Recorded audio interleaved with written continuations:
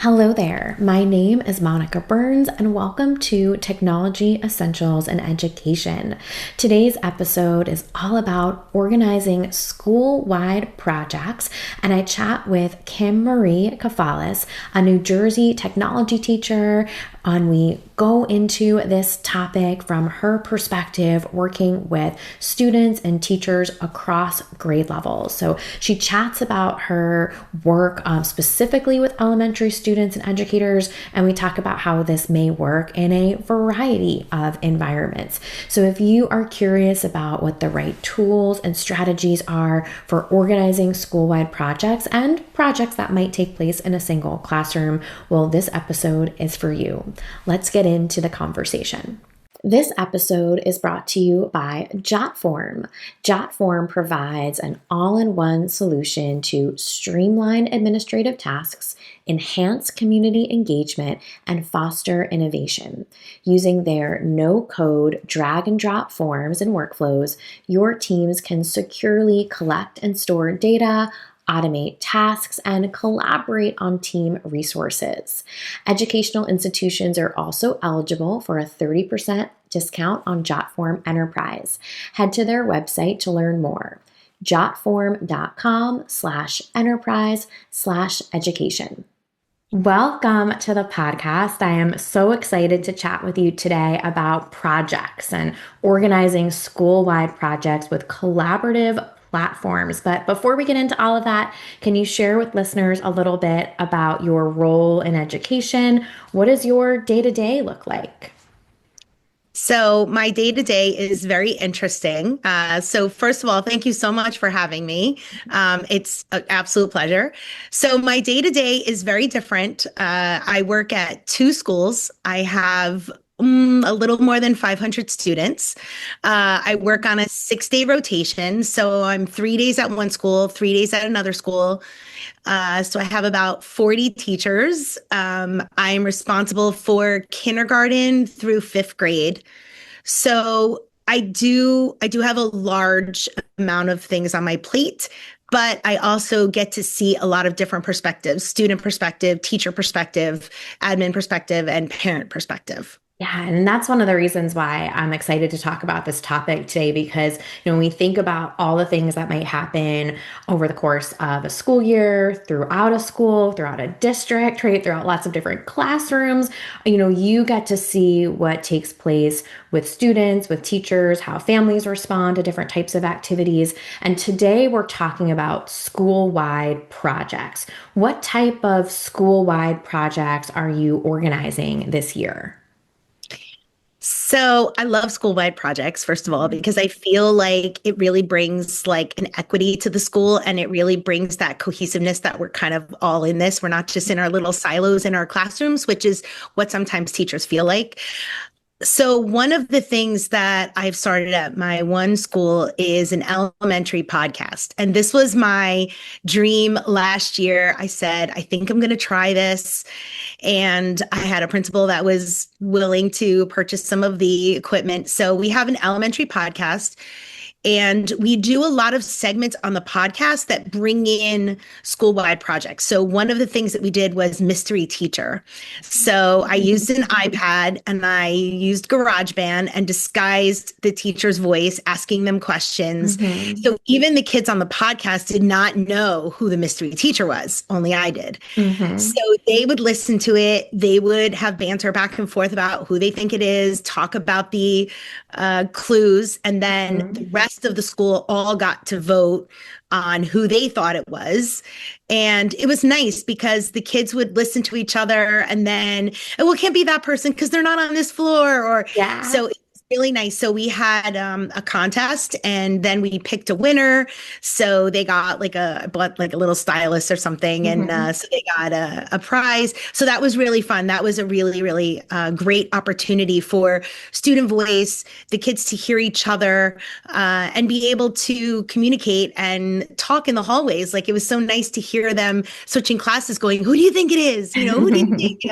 And then the parents got involved, which was great because the parents were sending in submissions. So it was really nice. So we did that at one of my schools. Hmm. Other of my schools, so again, we're elementary, so it's very Yeah. difficult to Hmm. get kindergarten, first grade, involved in these things. So what we do is we do a lot of QR codes. QR Nice. codes Hmm. are elementary friendly. We love them.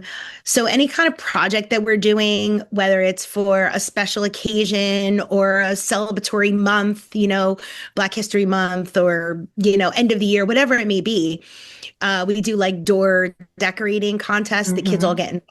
They create projects, and then there's QR codes on all the doors. So the teachers take time out of their day to bring their classes to the doors and scan the QR codes, and then get to really interact with the doors. And then the students get to vote on which door they liked. We give different prizes, right? Most creative.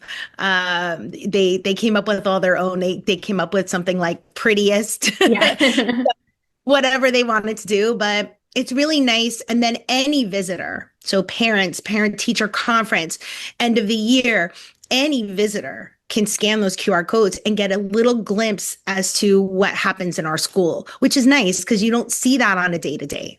No, right. Just that idea that there's this audience that's kind of built in for students when you're doing something that's school wide, right? There's a larger sense of community. People start to, ask questions or know a little bit more about what's happening on the other side of the building, not even just down the hall. I think that's such a Yes. wonderful way to really think about your why for having a school-wide project. So when you think about some of those whys or some of those goals, what is the goal of a collaborative project and what should students experience by the end? So the goal of the project is really to engage as many participants in the school community as possible, Mhm. right? We can't see, like I said, you can't see what happens on a daily, right? Right. And as a parent, how many times your kid comes home and say, "How was school?" "Fine." Yeah. "Good." You don't really get, that sense of what's happening. Whereas a school-wide project, they engage with the community. And it also reminds our students that what happens in your individual brick mortar school can also be outside of the building, right? You Hmm. have different people coming in and they can see things, they get a sense of the work that you've done. You also get to see different perspectives. Even if kids are working on the same project, you're going to think of something that I'm not going to think Yeah. of. And then they're like, "Oh, I didn't think of that." Or, they really get that sense of a different way of looking at things. And I think that's the why. It's education is not, just a solo isolated event. And the school-wide events, school-wide projects really highlight that. That's such a great point about having different classes do the same project and then letting kids see how it was interpreted, right? What it might look like when like one class did it versus another and having those moments like I didn't think of it that way or that totally makes sense or I could do something like that next time. It's such a great way to build a larger perspective on how everyone is different, right? Even if we're working Yeah. on right the same mission, and we can think of just all the ways that connects to right our goals for creating lifelong learners, right? Or students who are curious, right, about the world.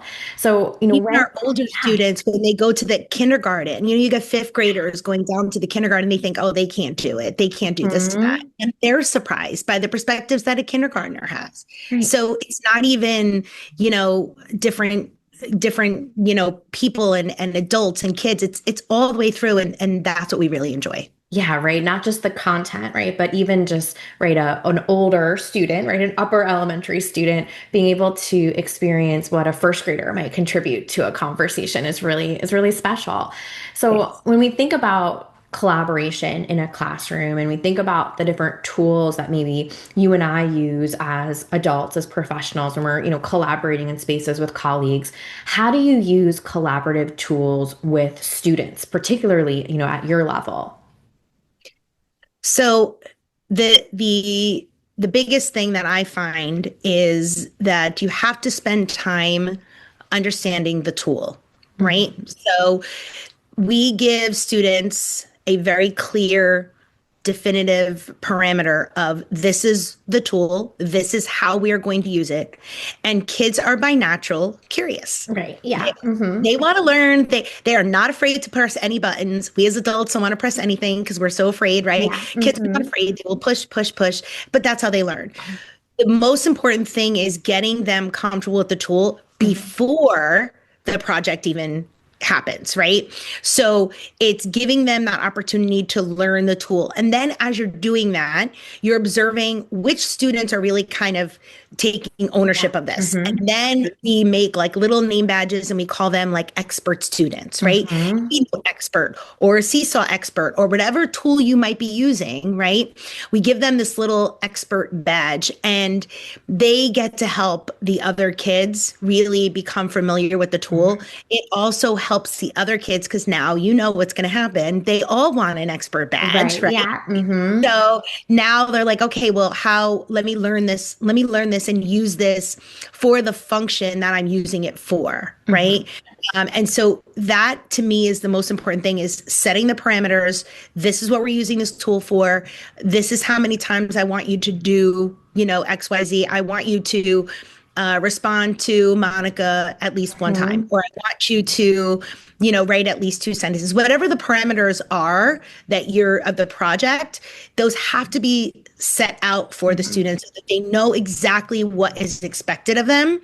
And once they're familiar with the tool, it just becomes a tool just like everything else, just like a paper, pencil, anything else. Now it's their tool of which they're going to use the project. Yeah, and just creating an environment where students have a chance to play around, try things out, right, as those expectations are layered on, and knowing that it's not, just them, right? There's probably someone at their table or in the row next to them who can help them figure out, right, how to do that thing, right, at what button to press, right? We think about that ask 3 before me in elementary a lot, right? And so it's, is there someone at your table who knows how to save, or is there someone across from you who knows how to copy that element, right? And just building that capacity, I think is really empowering and so doable at the elementary level, particularly if there's secondary teachers listening. I mean, I've spent time in first and second grade classrooms, pushing in or modeling, right? Where, you can have that moment where, a student figures out something and it's like, go tell 3 people what you just figured out and then come back and jump back into your project, because it really does give them a sense of ownership for that activity. It makes them feel like they've figured something out or, solved a problem, if you will, that they can then bring to others. So, not even interrupt you, but the most important word that you said there is tell others in elementary school and probably even in the older grades too. What they want to do is they want to do it for you. So there's a big difference between go tell your 3 friends how you save that file versus go over to their desk and do it for them. Yeah, right. And that in the elementary school is something that we have to teach repetitively, because it just builds this, if you don't, it builds I'm just going to ask Monica. Every time I need help, I'm just going to have Monica do it for me. And we are trying to, especially our goal in the elementary school this year is to become independent learners, right?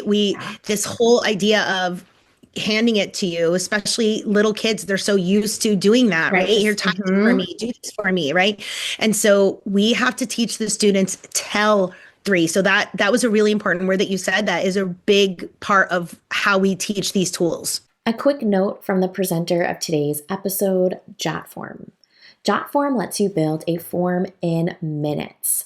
Student survey forms, homework submission forms, online quizzes, and so much more.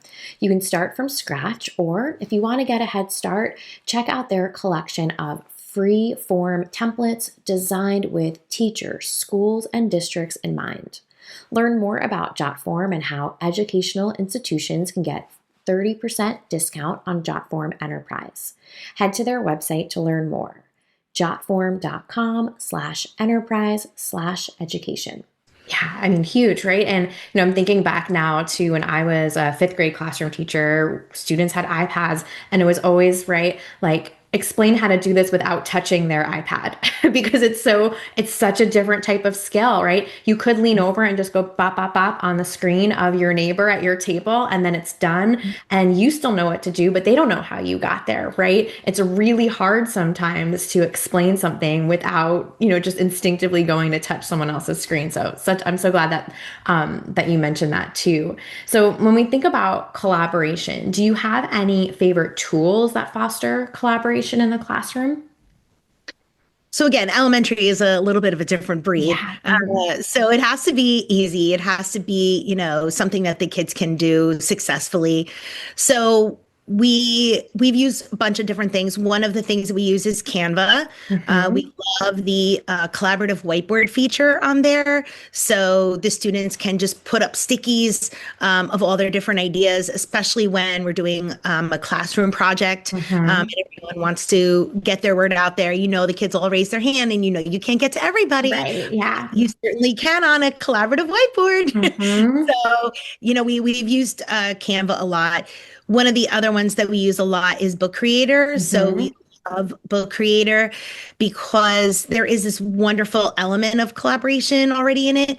But I love that you can link, books together. So if a student is absent, if they can work on, let's say, one part of it, I can work on another part of it, and then we can link those projects Hmm. together into one project very simply, very easily for elementary students. Yeah. And it does Hmm. involve the voice and the video and the audio and the drawing. And there's just so many multimodal tools that an elementary student can use in those platforms that just makes it much easier for them. And then, of course, we do use Seesaw a lot. Seesaw is our learning management system. So we also use Seesaw for a lot of collaboration tools as well. Yeah, and there's so many layers there, right? When we talk about this, today with more of the elementary, mindset for a middle school or high school teacher, there's so much there that they might look to say, like, what happened in an elementary classroom before the student, got to me. If they're using something like Seesaw, like you mentioned,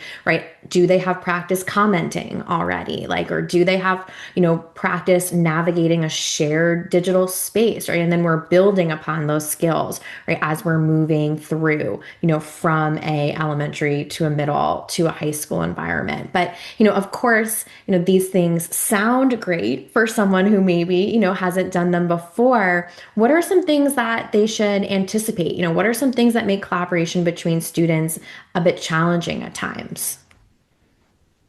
So, and again, you're 100% correct. And elementary school is its own little breed. And one of the things that it is good about is rules and procedures. Rules and procedures. Hmm. There has to be going back to there has to be a rule and procedure, right? So they love to collaborate, they love to hear each other's, but we also give them those parameters, right? So we say things like your expectation is, right, you have Hmm. to comment on at least two people's, right, or you have to read at least two other people's and two other people's responses, and then be able to give some sort of feedback back, right, to that person. And if you don't want to write it, that's fine. In elementary school, we do allow them like that think, pair, share, like read it, Totally. Yeah. think about it, and then talk about it, right? Because again, if you're talking a first grade, and I know people might be listening and say, well, for first grade, they're going to read it. A lot of these tools have the read aloud Hmm. function in them. Yeah. So the kids can listen to it and then listen to it themselves, kind of take that in, process it, and then be able to speak to one of their friends. And that is, like you said before, the thinking process that's more it's definitely more thinking involved, right? As opposed to just writing something that doesn't make any Hmm. sense, right? The other thing is, again, going back to there has to be a confidence with the tool. Otherwise, the students get distracted on Yeah. the exploration of the tool. What can this do? Where can what button can I press? So all of that has to be already ironed out, right? It's like Yeah. when a kid gets a new Hmm. toy, right? They want to push every button, they want to play with it, they want to do all that stuff. But then eventually it's like, okay, I'm using this for this purpose. And in the elementary school, I think that is where a lot of teachers forget that these are young children and they do want to play and they want to explore. Right. And you have to get that out. They have to be able to do that. right? And then they will be able to use the tool effectively for the task that you're asking them to do. Yeah. And I think back to, as you're describing that, even pre, devices in my classroom as an upper elementary school teacher, so one of the recommendations we were introducing a new math curriculum was like, dump all the manipulatives at the beginning of the unit on the table and let the kids just play for like 10 minutes, like get it out of their system, let them see what everything does so that tomorrow, in the next lesson, when you introduce something and you bring out those manipulatives, like they're in the zone. Right? They now know what this is. They've seen this before. The novelty, right, of it, right, isn't a distraction. Yeah. It's 100. Listen, it's not anything. And it doesn't matter if you're kindergarten or fifth grade. Right. If you get a fifth grader something brand new, all of a sudden you're going to see that little kindergartner spirit come right out of them and be like, I want to try it. Right. So they have to have all of that ironed out. They have to have the time to really understand, play, and get it, and then be able to use it for that purpose, right? And I think that's where a lot of people forget that. And they're kids. They're kids. They're going to want to be. I mean, listen, I get a new tech toy and I want to play with I'm it, like, right? I'm pressing all the buttons. Right. Yeah, for sure. So for a teacher who's listening and wants to bring more collaborative projects to their class, what would you recommend? So as a teacher, my first thing is looking to other people. Now, again, I was a third grade teacher for 22 years. I was in a classroom for teaching third grade for 22 years inside that door. And a lot of times it feels like a silo. You don't really have a lot of time to collaborate and talk to other people. Social media can be a really powerful thing, and it doesn't have to be, you don't have to get overwhelmed by it. You don't have to fall in the rabbit hole, but there is a tremendous amount of inspiration if you find the right thing. Go pick a social media platform, whatever it might be, and start looking for whatever grade you teach or whatever subject you teach, right? And start looking at, because teachers by nature are sharers, right? We love to share what we do, right? It's not, we're proud of it. We want to do it. So get on. So one of the first things I did was I jumped in. I was on Facebook. I know I'm aging myself, but Facebook. And, looking at like third grade groups, right? And start getting that inspiration from people, and don't be afraid to duplicate. I don't want to use copy because that's what a lot of people, don't be afraid to duplicate someone's project, right? Because it may be a wonderful idea, but you may have to tweak it, right? What works in a first grade classroom is going to work very differently in a fourth grade classroom and kindergarten and vice versa. But there's a lot of inspiration that can be found in these platforms, and it makes you feel like, okay, I can do this. I can do this, right? And then the second part is, once you get the I can do this, again, I really am a big believer in using the students to help you. Get a project assistant, right? Tell one of your kids you're going to be the project assistant, and you can rotate that role as many times as you want, right? You're going to be the project assistant, and you're going to help me with this project. And when you're in your small group or wherever your project may be, that's that person that's going to be able to help you, right? But you got to start small. Don't look at these big projects and be like, oh, these girls. You got to start small, use some inspiration, and then get the help. Get a project assistant, get another teacher bestie. We all have our teacher besties. Grab a teacher bestie, be like, here, I want to try this. What do you think? And just brainstorm it together. You can't be afraid to try it. Kids are okay if you fail. It teaches them that it's okay, right? You're not perfect. If it goes wrong, it goes wrong. And then how can we make this better? And listen to the kids. Ask them, what can we do to make this better? What part did you like? What part didn't you like? What would you have done differently? They have wonderful ideas, even kindergarten. They have amazing ideas.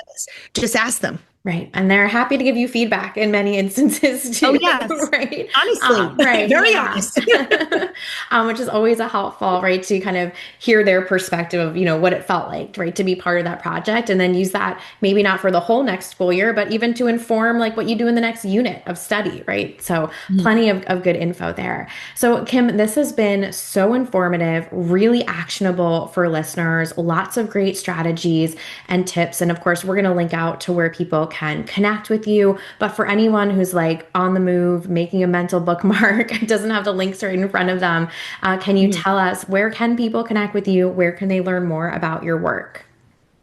So one of the best places that you can find me is LinkedIn. I'm very active on LinkedIn. I'm also very active on X, Twitter, whatever you call Yeah. it. Hmm. I'm active on there as well.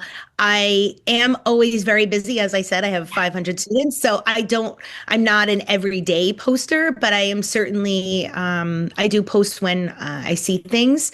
I'm good at communicating with people. So if you send me a message, we will talk Yeah. and we will share and we'll do lots of different ideas together. I love to bounce ideas off people. I have email. I have a small website that I'm still working on, but Mhm. I'll definitely link that for you. So there's lots of ways that you can communicate with me, and I would love to hear from anyone who needs help because we've all been there. Yeah, well, absolutely. And I will make sure to link out and share all of that with everyone who is listening today. So, Kim, thank you again so much for all of your great insights and tips today. Thank you so much. I really appreciate you asking me, and I had a great time. It was lots of fun chatting with Kim today. Let's go through a few key points to help make this attack a bit easier, some takeaways from today's episode. First, those school-wide projects can build a sense of community across classrooms and grade levels. Collaborative projects give students an audience beyond their classroom, including families and visitors. Clear parameters help young students stay focused and understand expectations during collaborative work. Student experts and peer helpers strengthen independence and reduce over-reliance on a teacher. Remember, you can find all of the ways to connect with Kim Marie Kefalas and some of the resources from today's episode by checking out the show notes. Such a fun conversation. Let me know if you try out a school-wide project this year. A big thank you to Jotform, the presenter of today's episode. To learn more about Jotform and how educational institutions can get a 30% discount on Jotform Enterprise, head to jotform.com/enterprise/education.